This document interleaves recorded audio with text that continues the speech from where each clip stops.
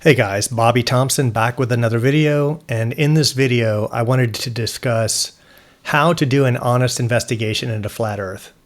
And before we get started, as always, I want to share my favorite quote, which is from René Descartes, and it states, "If you would be a real seeker after truth, it is necessary that at least once in your life you doubt, as far as possible, all things."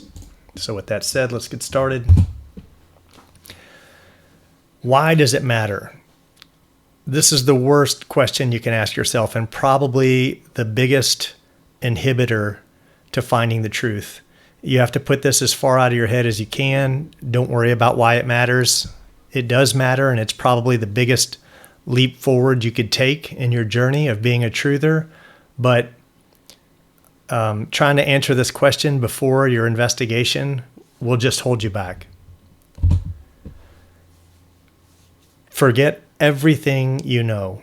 The lie, obviously, if for the flat Earth to be true, and assuming that the spherical Earth is a lie, it would have been very carefully thought out. And everything you know is a problem in your understanding the flat Earth cosmology.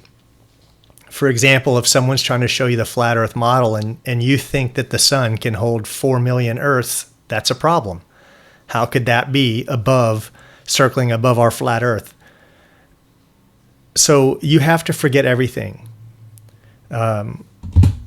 Start from the supposition that the Earth is flat.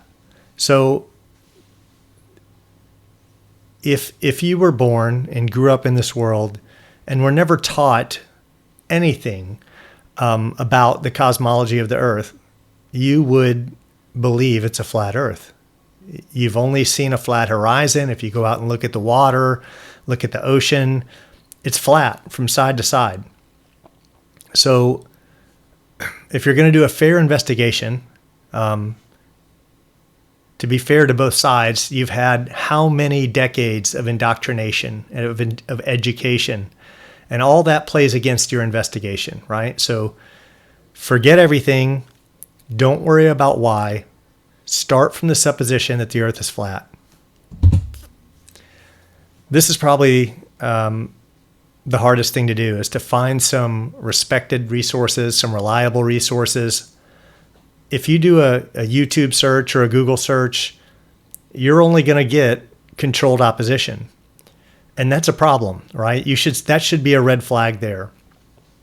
In 2015, if you searched YouTube, Flat Earth was killing the results. Videos were getting millions of views, and it was taking over the world. There was a year where Flat Earth was just exploding. So they took away this, this corner for flat earthers to speak, if you will, because it was too strong. The evidence was too easily to get at. So this is your first struggle, is to find respected resources. I'm going to share below this video a long list of resources that I find to be reliable, right? That I find to be, they do real world experiments. They do investigation. They do, they put a lot of thought and a lot of effort into their videos, and I think that they're speaking truth. So I'll share that below. And understand that when you're out there searching, controlled opposition is very real. A perfect example of this is the Flat Earth Society. So when search results finally do give you that one, when you scroll past Professor Dave and Brian Cox and Bill Nye and Neil deGrasse Tyson and so on, and you get to the Flat Earth Society, just understand that that's one of theirs as well, right? So you'll hear this if you were to do enough research and become part of the Flat Earth community. You'd know that nobody supports them. So why would they come up high in the results? Why would they be the first representation of flat Earth? That's obviously intentional and should be another red flag. They They spew a lot of nonsense. They talk about flat Earth being a disk in space. Nobody believes that.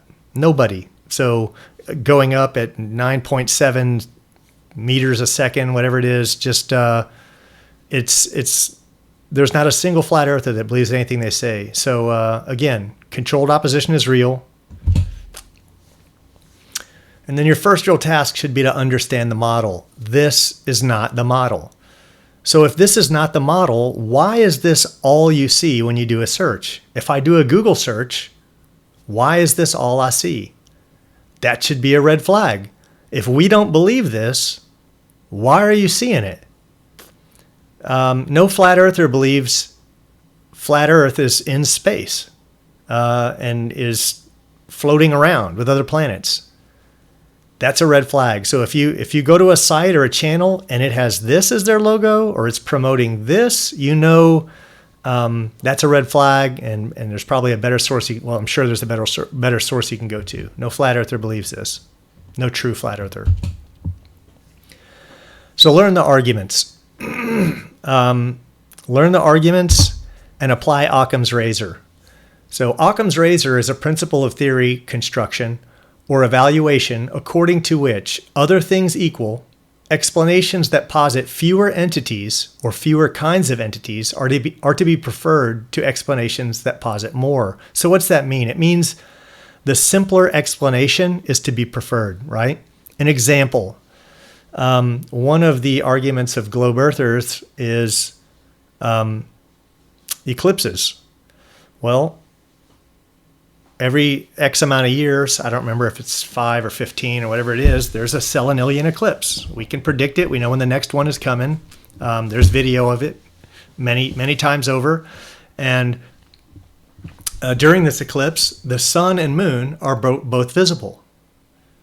Yet the moon gets eclipsed, right? And science has a crazy explanation that for whatever reason, the sun's rays are refracting under the bottom of the earth and coming back up to eclipse the moon. It's the crazy. I mean, if you're going to believe that an eclipse is a result of the earth coming between the sun and moon, right? That is a standard eclipse, lunar eclipse. Then how are you going to believe that the sun rays can bend around the bottom of the earth? So again, Occam's razor. For me, every argument, the globe Earth position is a more convoluted position every time. Debunk the debunks.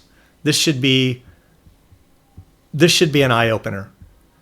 One thing you should never find when you're researching this fringe conspiracy theory is a debunk of a legitimate debunk. And what I mean by that is, if National Geographic or PBS or some other legitimate broadcasting service or channel comes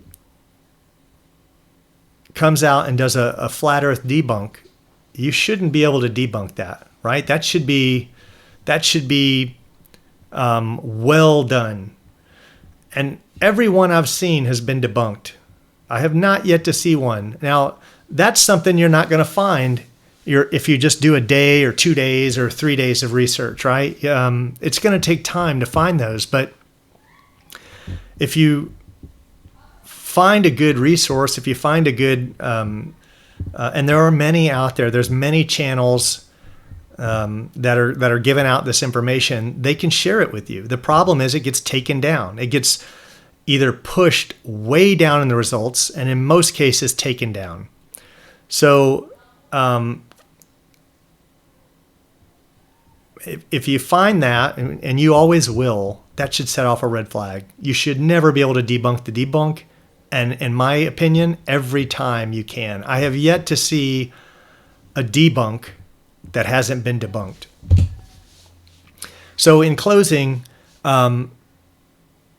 there's a great application out there. I'm not associated or affiliated in any way with Deep in the Rabbit Hole or David Weiss. I did learn a lot from him. I continue to learn from him and many other people. who I try to give credit to, but he's one of the few people that has a very convenient way of sharing it. There's an application you can load on your phone called the Flat Earth Sun, Moon, and Zodiac Clock app, and he shares a video a day. And if you just watch one video a day, after 10 days, you'll see the truth, right? So he's one of the people who's giving out that information that, in my opinion, you can trust. So just a resource. Again, I'm going to post a ton of resources below, and feel free to reach out to me, leave a comment. Thanks for watching. See you in the next video.